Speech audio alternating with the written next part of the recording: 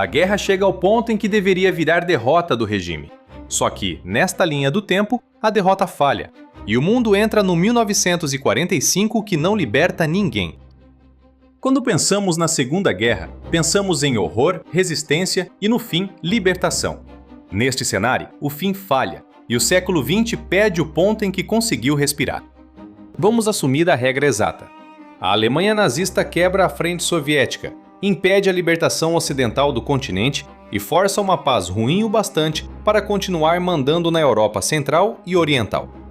Este vídeo não é sobre um ditador vencendo tudo para sempre. É sobre o que aconteceria se a maior máquina totalitária do século não fosse derrotada a tempo e obrigasse o mundo inteiro a reorganizar o pós-guerra ao redor dela. Porque o pior não seria só o mapa mudar.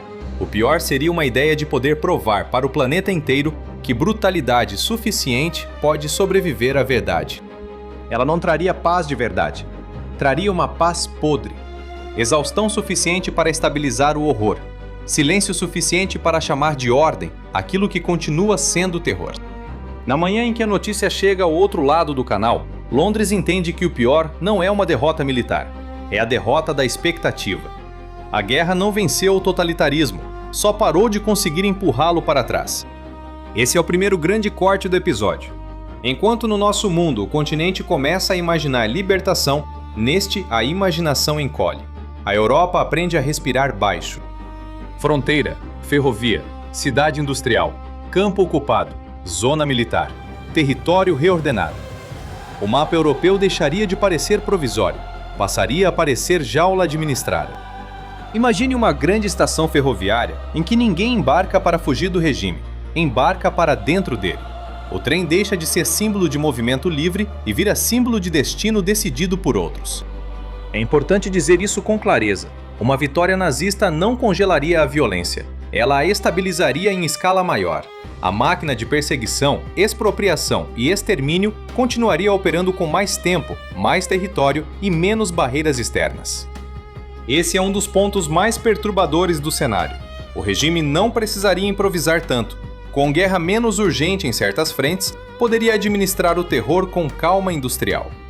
Talvez a cena mais forte da vitória não esteja no bunker nem na sala de guerra. Esteja numa rua comum, loja aberta, criança passando, janela fechada, e toda a cidade sabendo o bastante para ter medo, e medo demais para perguntar. Sem desembarque libertador e sem horizonte próximo de colapso do regime, resistir continuaria possível, mas resistir passaria a parecer ainda mais inútil, mais caro e mais fatal. No apartamento escuro, uma família inteira se curva em volta de um rádio clandestino, que talvez não diga mais nada de bom. O mundo exterior não desapareceu, só ficou longe demais para salvar rápido. Na lógica nazista, o leste europeu não seria só território ocupado, seria espaço a ser reordenado demograficamente, explorado economicamente e esmagado politicamente de forma prolongada. Mesmo derrotada ou quebrada, a União Soviética não desapareceria sem deixar fantasma. Sobras militares, guerrilha, colapso social e território devastado fariam do leste uma ferida aberta permanente. O erro comum seria imaginar que, vencendo, o regime finalmente estabiliza tudo. Não. Em muitas regiões, a vitória só troca guerra aberta por ocupação interminável. Sem destruir o regime no continente, Londres continuaria viva, naval, rica em comparação, mas psicologicamente rebaixada. A ilha que resistiu não seria a ilha que venceu. O Canal da Mancha deixaria de parecer barreira protetora e passaria a parecer trincheira estreita entre duas formas de século, uma ilha viva, mas acuada, e um continente inteiro disciplinado pelo medo. Sem a mesma libertação europeia, os Estados Unidos continuariam poderosos. Mas o século americano nasceria torto, não como reconstrução moral do Ocidente, e sim como contenção tardia de um continente perdido. No arranha-céu de Nova York, o mapa da Europa no pós-guerra não traria alívio, traria cálculo. Como lidar com um continente industrial inteiro sob uma ordem hostil e vitoriosa? Se o regime sobrevive o bastante, a arma nuclear deixa de ser só encerramento de guerra no Pacífico, vira centro de uma nova chantagem planetária. A Guerra Fria nesse cenário não teria a mesma cara. Seria mais suja, mais desesperada e talvez mais curta em ilusões. O mundo inteiro viveria sabendo que o inimigo mais temido não foi derrotado quando deveria. Muita tecnologia do pós-guerra ainda existiria, mas parte dela nasceria em ambiente mais contaminado por terror, coerção e seleção brutal de utilidade política. No nosso mundo, o pós-guerra já ensinou que ciência nunca foi pura. Neste, a lição ficaria mais funda. Toda descoberta carregaria mais claramente o peso do regime que a exigiu. Um mundo em que a Europa não sai moralmente devastada do nazismo da mesma forma, também muda a linguagem da descolonização. África, Ásia e Oriente Médio enfrentariam outro calendário, outro cinismo e outras alianças. Esse é um dos pontos mais sombrios do episódio. No nosso mundo, o horror do Holocausto ajudou a tornar o antissemitismo publicamente indefensável em larga escala.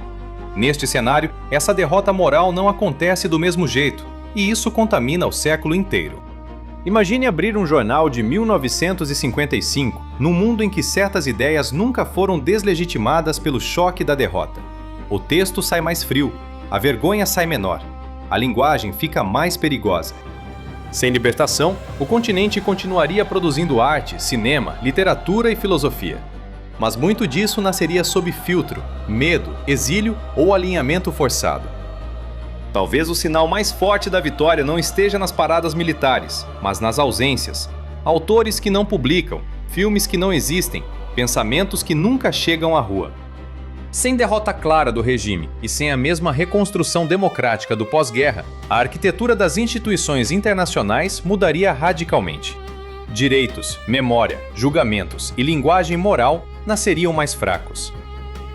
Imagine crescer num planeta em que as regras internacionais nasceram menos da promessa de nunca repetir e mais do medo de administrar o já perdido. Até viajar teria outro significado. É importante lembrar, uma vitória nazista não salvaria a própria sociedade alemã da deformação moral. O regime continuaria esmagando divergência, empobrecendo o espírito público e sacrificando gerações à manutenção da própria máquina. Mesmo do lado vencedor, a mesa de jantar não seria sinal de saúde. Seria lugar de silêncio, doutrina, denúncia possível e infância treinada para obedecer antes de pensar. Uma vitória nazista daria ao mundo a impressão errada de que organização brutal, propaganda total e violência sistemática funcionam bem demais para serem descartadas. Rua pontual. Ordem visível. Medo invisível. O terror de um regime vitorioso não estaria só no caos que ele produz. Estaria na aparência de funcionamento que o torna tentador para a gente demais.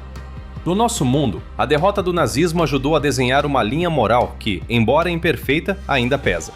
Neste cenário, essa linha sai mais fraca, e o século aprende menos cedo a ter vergonha.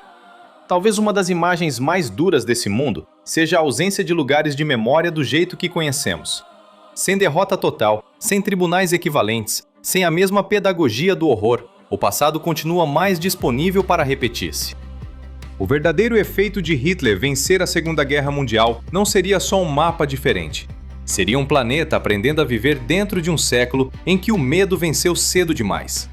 Quando a maior máquina totalitária do século não é derrotada a tempo, ela deixa de ser episódio histórico, vira clima de época, vira linguagem do mundo, vira método disponível. Talvez esse seja o ponto mais duro do episódio. A vitória nazista não significaria só a sobrevivência de um regime. Significaria a derrota prematura de um futuro mais livre antes mesmo de ele conseguir nascer.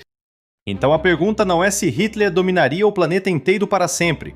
A pergunta é outra. Quanto do mundo moderno ainda reconheceríamos se a maior derrota moral do século nunca tivesse acontecido? E se o verdadeiro terror de Hitler vencer a Segunda Guerra Mundial não fosse a vitória militar em si, mas o fato de o século inteiro aprender cedo demais que brutalidade suficiente pode vencer a tempo de virar sistema?